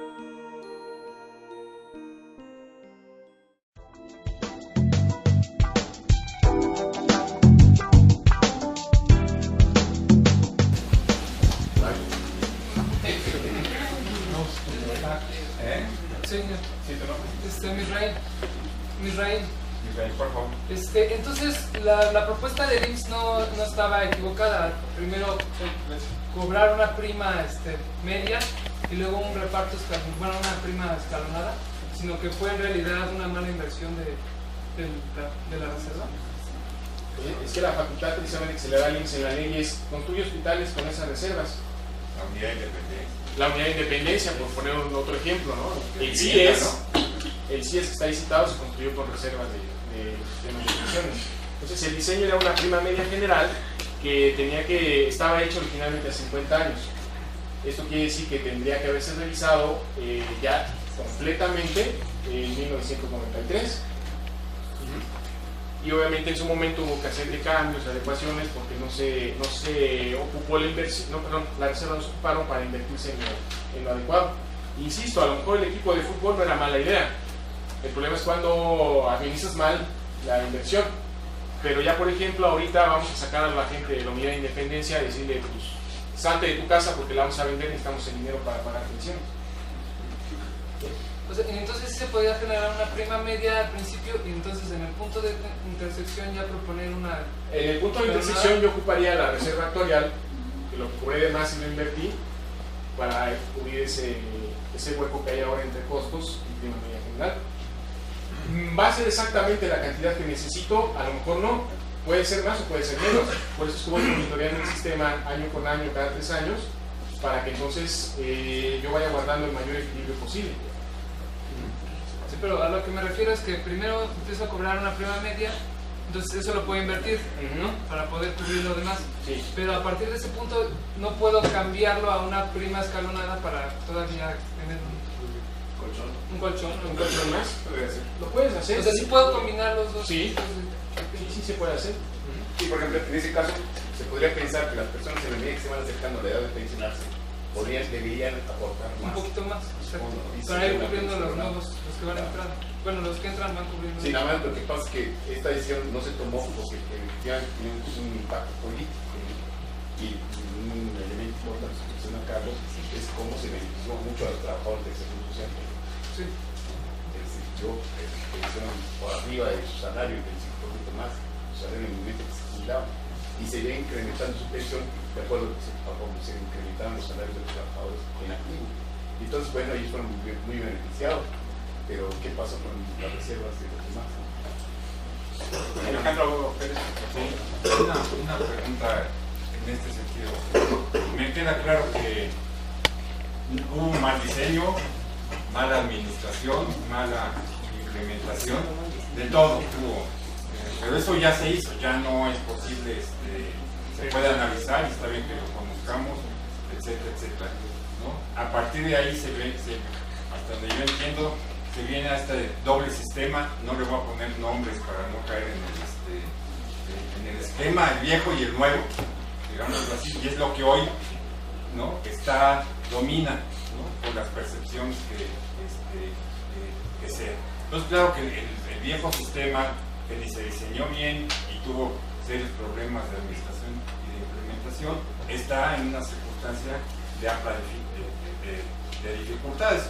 En efecto, no podemos vender la unidad de independencia para recuperar, ¿no? Bueno, Huastepec ya lo vendieron, ¿no? Ahí sí Está concesionado. Está concesionado, está recibiéndose una lana del centro vacacional de Huastepec, está privatizado por X tiempo, ¿no? Por lo menos, y eso debería de estar ingresando en, ¿no? Mejorar, ¿no? Los ingresos y las posibilidades. Pero bueno, ya bajo estas circunstancias, ¿no? Desde el punto de vista de ustedes, ¿no? Que ya tenemos un sistema muy imperfecto, tanto de diseño como de implementación, ¿cuáles son las medidas que deberían de tomarse, ¿no? Digamos, de reformas sobre esta circunstancia, ¿no? Porque no estamos empezando de cero, ¿no? Para volver a diseñar desde el principio un esquema, ¿no? Que nos pareciera el más adecuado. ¿Qué debería de hacerse entonces, además de chillar por el déficit, ¿no? del IMSS, ¿no? ¿Qué se podría hacer, ¿no? Precisamente para poder, digamos, ¿no? Sacarlo a flote y que sea capaz de cumplir los compromisos básicos, ¿no? De jubilación de los trabajadores mexicanos que han pagado sus cuotas durante años al seguro?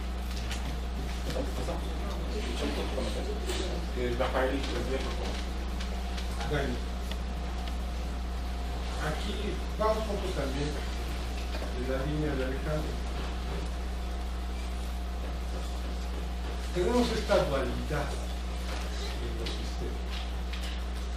Y la pregunta concreta, por un lado, sería los montos que actualmente tenemos. ¿Cuáles serían las mejores prácticas de inversión para capitalizar con base en las ofertas financieras que tenemos? Y la otra, ¿cuál sería el porcentaje? Tú decías, Carlos, que se quedó hasta el 3.5 porcentaje de los trabajadores, 3.5 parte y 3.5 para la otra. Tomando la posibilidad de la última parte que dices, también los sistemas colectivos pueden ser capitalizados, tener la misma lógica que una fuente individualizada en términos de la capitalización. ¿De cuánto porcentaje estaríamos hablando? Dado que decías usando las palabras en el anterior era 3.5 y ahora las afores que descuentan alguien un porcentaje, tomando, usando parámetros, que nuestro salario nos alcanza para todo.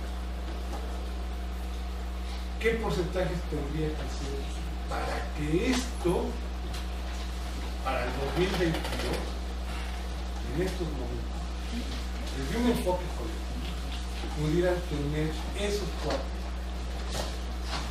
Una supuesta pensión, para que te alcance para el chico. Si les parece, hacemos un comentario ya para una siguiente ronda. Pero yo creo que no hay una solución única a esto. Se han estado abriendo esquemas, sistemas de pensiones que tienen que ver con el público, que es exactamente que el Estado sea a cargo del sistema de pensión. Otro es privado, ¿no? Una parte de los fondos vaya se maneje con instituciones privadas, principalmente financieras, y un tercero que es el mixto, que tiene que ver también con el hecho que el trabajador aporte más, estimular para que el trabajador aporte y genere su propio mundo, pero que también el patrón, al aportar, el patrón también aporta y el gobierno también debe aportar. Entonces, es un poco en ese esquema que estoy trabajando. Creo que el caso concreto es que en Europa no se ha modificado a ese nivel. Ellos están impulsando 3 esquemas, ¿no? de resolver el problema de las pensiones, y están básicamente bajo ese planteamiento. El caso mexicano es que se ha rechazado. Entonces ahora se pretende estimular a los trabajadores a partir de que busquen la aportación solidaria, de forma tal que ellos incrementen su propio fondo aportando. Pero es exactamente aportarlo a la misma capital financiero para que nos sigan. Ahora, aquí el punto central que yo vería es, bueno, el capital financiero tiene muchos vaivenes. En el largo plazo puede ser que nos rinda, pero a mediano plazo, etcétera, tenemos muchos vaivenes. Yo creo que habría que pensar más bien en un esquema de inversión en actividades productivas. Caso concreto, Pemex y CFE. Yo lo decía el semestre antepasado, de que, bueno, ya que se está pensando en la privatización de Pemex y la privatización del Consejo Federal de Electricidad, que son empresas productivas del Estado, tendrían que buscar impulsar este desarrollo de esas empresas a partir de invertir en ellas, pero sobre todo en invertir en investigación para nuevas fuentes de energía que sean no renovables, ¿no? Está la eólica, que ya nos ponía aquí doctor en ingeniería, está la marina, ¿no? En fin, hay un sinnúmero de fuentes de energía que se pueden explorar, y eso es lo que nos va a permitir a nosotros desarrollarnos, ¿no? Y entonces estás invirtiendo en actividades productivas que tienen futuro, no nada más en la capitalización, que esas empresas invierten y se van. Entonces el problema es que son papeles y el otro no. Yo, por ejemplo, suponía que podríamos invertir en petrobonos, como ocurrió en los 70, a finales de los 70. El esquema del gobierno de López Portillo abrió, bueno, estamos en auge petrolero, vamos a ofrecer bonos petroleros, la gente invirtió. Eso podría ser el esquema. Pero ahora en el esquema actual no sé qué va a pasar, con la crisis del petróleo, que está yendo hacia la baja, entonces no sé qué vaya a pasar. No sé dónde vayan a venir los inversiones extranjeros. Pero un punto que creo importante en esto es que si es necesario, es fundamental en que los trabajadores cuidemos nuestros propios fondos, ¿no? Porque entonces sí ya somos vigilantes nosotros de cómo está nuestra inversión. Eso no sé en qué esquema podríamos trabajar, pero yo creo que es necesario. Y no con nuestros líderes sindicales, ¿no? Evidentemente. Pero sí un poco la participación ciudadana para la militancia de esta sociedad, ¿no? Bueno, gracias por los comentarios. En cuanto a del IMSS no le podría dar un estimado, pero del ISSSTE en 2011 el entonces diputado plurinominal Hernández Juárez se le ocurrió que podía hacer una propuesta de reforma a la ley del ISSSTE, y por azares del destino me tocó a mí hacer la parte actuarial del seguro que yo proponía fuera a través de invalidez, vejez, saque y muerte, como el del 73, con las características de ser un sistema que proporcionara una pensión de 70% del sueldo básico, topada a 25 salarios mínimos, y se complementara con un ahorro en cuenta individual para lo que alcanzara. Y el resultado fue que eso iba a costar entre 11.26-27%, nada más para la parte colectiva, y el resto llegar hasta 15%, lo que sobrara para la cuenta individual. El escenario más pesimista subía eso a casi 13%, y luego entonces subíamos hasta 17% para que llegara con la cuenta individual. Quiero decir con eso que tampoco son cifras tan extraordinarias. Utilizábamos una tasa supuesta de rendimiento de 3.5%, que tampoco es una cosa gigantesca y elevada. ¿Qué quiere decir? Que bien diseñado y bien implementado no debe haber mayor dificultad en este sentido. Ahora, ¿qué es lo mejor que podemos hacer dada la situación que tenemos hoy en día? Quiero hacerles esta pregunta. ¿Quién de ustedes tiene contratado un seguro privado? ¿Que de gastos médicos, que de vida, de auto? No les voy a apuntar la compañía ni nada, no. Pero mi pregunta es, ¿qué habrían hecho ustedes si al llegar a la aseguradora les dice cuánto le tienen que pagar de prima? Les dicen, bueno, ¿y suma asegurada? No, pues lo que alcanza a pagar de prima. ¿Hubieran aceptado asegurarse con esa compañía? No. Van a la siguiente y, oiga, bueno, mire, aquí la prima es más barata. Oiga, ¿y cuánto vale suma asegurada? Pues lo que alcance. Oiga, pero yo traigo un Mercedes-Benz. Ah, no se preocupe, le garantizo al menos una bicicleta si el problema es muy... Entonces, el problema de las cuentas individuales que nos presentan como el seguro de retiro, cesantía de avanzada y vejez, es que eso no es un seguro. Por mucho que sea un seguro social, que sea un seguro público, ¿verdad? Eso no es un seguro. Un seguro consiste en que, ¿me cobras? Sí. Bueno, pero ¿cuánto me vas a dar? Ah, te lo garantizo y te lo pongo por escrito. Entonces, con las condiciones actuales del sistema, pues este sistema para donde lo movamos está mal. Y luego si revisamos las estimaciones de cuánto se puede obtener de pensión en este caso, así, actuariales muy optimistas, 50%. Muy optimistas. Mucho, muy optimistas. Siendo más realistas, me atrevo a decir yo, podemos hablar de tasas del 11% del último salario. Entonces, ¿qué quiero decir con esto? Que lo actual no sirve. Y en 2022 nos vamos a empezar a dar cuenta que no sirve. Que es precisamente lo que le pasó a Chile en 2007, 2008. Empezaron a pensionarse los primeros y, oigan, pues no que las cuentas individuales vengan a dar pensiones de más de 100% del último salario. 15% no se parece a 100, ni tantito. Y en ese momento fue cuando, ay, pues sí, tenemos que hacer algo. Bueno, es que el sistema hay que robustecerlo, hay que perfeccionarlo, hay que hacer bla, bla, bla. Pues aquí también llevamos mucho robusteciéndolo, perfeccionándolo, y seguimos teniendo, por ejemplo, las últimas pérdidas que hubo en los fondos de pensiones fueron de mayo a agosto del año pasado. Entonces, por más que lo perfeccionemos, este sistema solito no sirve. Podemos a lo mejor combinarlo con algo colectivo que complemente con lo individual. La base y un complemento. Eso lo podríamos hacer. Con eso quiere decir, no vamos a desaparecer las cuentas individuales. No estoy siendo fatalista de hay que quemar las afores. No. O sea, de algo sirve. Pero las condiciones actuales no pueden ser la base del sistema de pensiones. Lo que hicimos precisamente fue copiar el modelo tal cual, como estaba en Chile. Lo único que nos varió fue lo del bono de reconocimiento, que luego sí se aplicó en el ISSSTE. Pero todo lo demás es igualito. Que entonces ahí viene la parte de las mejores prácticas que comentaba en ese momento. O sea, ver las mejores prácticas de otros países es ir a ver cómo están. Sí es cierto que les funciona, porque también todos los países somos dados a eso. Es que en mi país somos la maravilla, es que en mi país, y si escuchamos nada más ese punto de vista, híjole, pues qué bárbaro, aquí están en la gloria, quiero cambiarme, ser chileno ahora. No, la verdad no.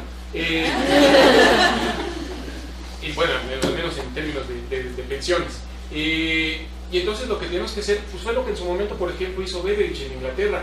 Aunque estaba la guerra, aunque lo tiraron de a viejito loco, él se sentó con los sectores patronales, anduvo investigando por todos lados y creó el Sistema Nacional de Seguros Sociales para Inglaterra, porque era lo que Inglaterra necesitaba. Si nosotros queremos aquí ahora, por ejemplo, copiar el plan Beveridge, pues evidentemente tampoco nos va a salir, por muy bonito que sea, y va a fracasar, puede fracasar. Entonces lo que necesitamos hacer es nosotros construir nuestro traje a la medida, que es muy complicado porque los factores políticos y los presidentes de los partidos no quieren, y como dijo cierto presidente de cierto partido que gobierna en este país, las matemáticas, digo, la política está por encima de las matemáticas, pues ya valimos. Entonces, es muy complicado, es muy complejo, no es nada más hacer una historia electoral y ahí está. Tiene todos unos factores ahí que por ejemplo, la OIT llama la parte de la economía política, no sé si el nombre sea correcto, pero pues que tiene que ver con todos los decisores de la política, cómo se va a manejar. Bueno, vamos a escuchar un segundo bloque con el maestro Juan Delgado, por favor. Muchas gracias por la exposición, estuvo muy interesante. Tengo dos preguntas. Tiene que ver con un antes y un después. La Ley de Seguro Social de 1973 establecía un esquema de pensión y de jubilación para los trabajadores que cotizaron a esa ley. ¿Cuál es la diferencia entre varias personas que cotizaron en esa ley del 73 con respecto de los que cotizaron, que empiezan a cotizar desde 1997? Me refiero tanto a su tiempo de cotización y para aspirar el caso de un accidente ahorita de alguien que empezó a cotizar en el 97, me refiero a si una persona que cotiza en el 97 y sufre un accidente de trabajo hoy, ¿a qué tiene derecho? ¿A qué aspira? En ese esquema de una pensión por riesgo de trabajo, que se puede clasificar como permanente total. Y en los dos ámbitos, tanto para el caso de IES como para el caso del ISSSTE. Y si se tuviera que jubilar por la cuestión de la ley, empezando a cotizar el nuevo régimen, ¿cuáles serían sus derechos sobre las semanas de cotización o los años? Gracias. Carlos.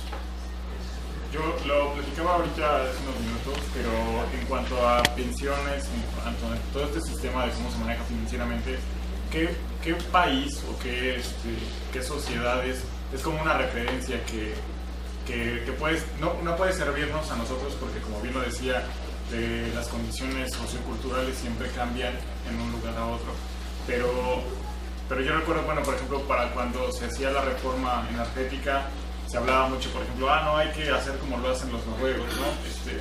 Que administran bien, etcétera. O sea, ¿a qué sociedad podemos mirar que administre bien esto? O sea, y que tenga un sistema que pueda ser un poco más robusto y que no le genere problemas a futuro, si es que no existe. Bueno, yo finalmente quisiera hacer un comentario. El problema de las pensiones y de la seguridad social en general, pero en particular de las pensiones, tiene un enfoque económico y también uno social. Y el problema para nuestro país es que en ambos aspectos el sistema de pensiones y en general de seguridad social tiene problemas muy significativos, muy importantes. En materia social, por ejemplo, solamente con datos del año 2010, solamente un tercio de las personas en edad de merecer por su edad una pensión, solamente una tercera parte de las personas en ese rango de edad percibía una pensión dentro del esquema de seguridad social. Es posible que en el esquema de 60 años o más, o de 70 años o más, pudiera recibir algún ingreso de los que otorga el gobierno federal o bien el gobierno del Distrito Federal, que eso no significa estar en la seguridad social, significa recibir un apoyo de 1,000 pesos en el bimestre en el caso de los que reciben el apoyo por parte del gobierno federal y de un poco más de entre 700 y 800 pesos para el caso del Distrito Federal.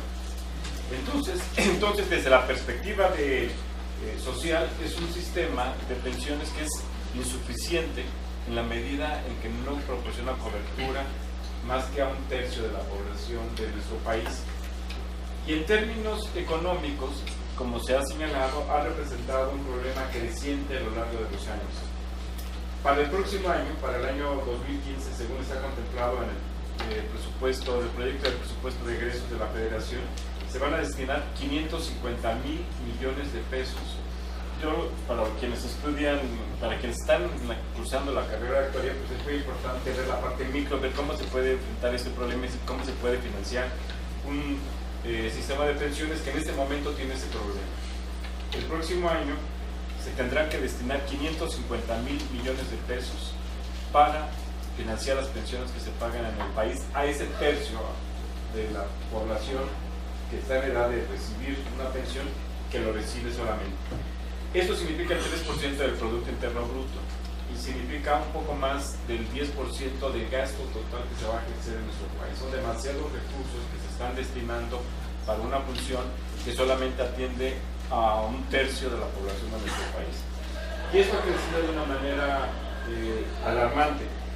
En el año 2010 se destinaban 351,000 millones de pesos, que significaba el 2.6% del Producto Interno Bruto.